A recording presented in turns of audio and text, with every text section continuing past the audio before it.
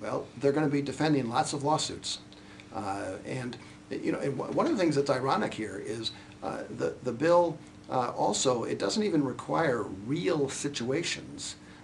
to be the basis for these lawsuits or police actions. It lets people to do like sting operations and acorn type of videos.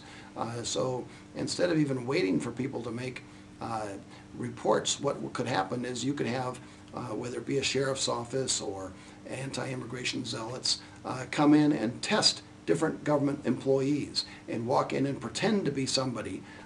and then say, aha, that person didn't ask me about my immigration status, and they should have. They're not enforcing the law to the maximum extent. I think this is a sanctuary city or an agency that's not allowed or mandated that all of its employees turn themselves into government immigration agents and then bring their lawsuits and get in line to collect money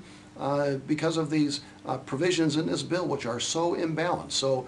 yeah, the impact on cities and towns and counties is going to be that unfortunately a lot of our tax money is going to be used to